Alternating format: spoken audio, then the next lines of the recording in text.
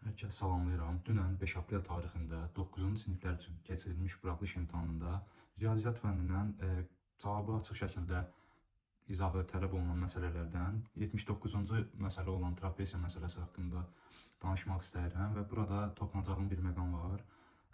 Belə ki, əvvəlcə məsələnin şərtini oxuyuram. Məsələnin şərtində deyir ki, iti bucağın tənböləni trapesiyanı iki oxşar üç bucağa ayırır. Oturacaqları 7 və 28 olarsa trapesiyanın perimetrini tapın. Fərz edək ki, bizə belə bir ABCD trapesiyası verilib və deyir ki, oturacaqları 7 və 28-dir. Fərqi yoxdur. Bizə iti bucaqlardan hər hansısa birini götürək. A və yaxud D heç bir fərq eləmir. Mən A bucağını götürürəm. A iti bucaqdır. Deyir ki, iti bucağın tənböləni trapesiyanı iki oxşar üç bucağa ayırır. Onda bura alfadırsa, tənbölənin xassəsinə görə burada alfadır.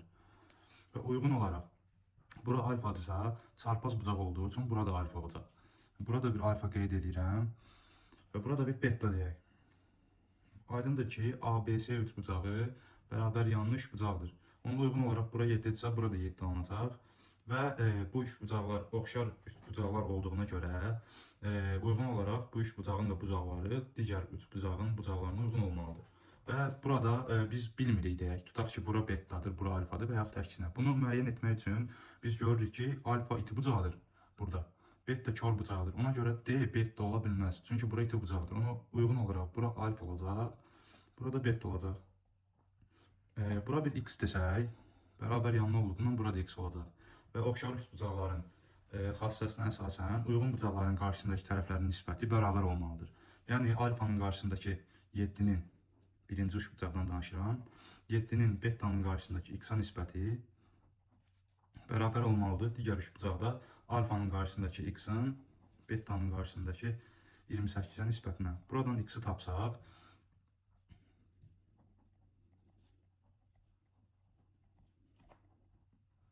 x da bərabərdir 14-ə. Bu məlum məsələdir və x-i biz cavabda 14 tapırıq və bura qədər hər şeyin düz olduğunu düşünürük və perimetridə uyğun olaraq bütün tərəfləri toplayıb tapırıq.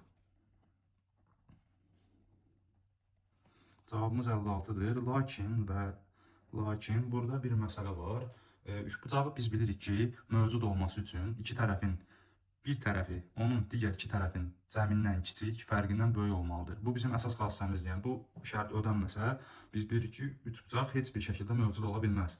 Və buna görə də burada bu şərt ödənmədiyinə görə, iki tərəfin cəmi üçüncü tərəfə bərabər olduğuna görə belə bir trapesiya mövcud ola bilməz. Və bu da 9-cu sinif şagirdlərini olduqca düşündürən bir məsələdir və belə bir məsələnin imtahana düşməsi nə dərəcədə düzgündür deyə bilmərəm. Yəni hal-hazırda etalonlarda doğru cavab təsdiqlənmədiyinə görə mən düşünürəm ki, bu məsələdə səhv olduğunu qəbul edirlər və bütün şagirdlər üçün düz olduğu götürürlər.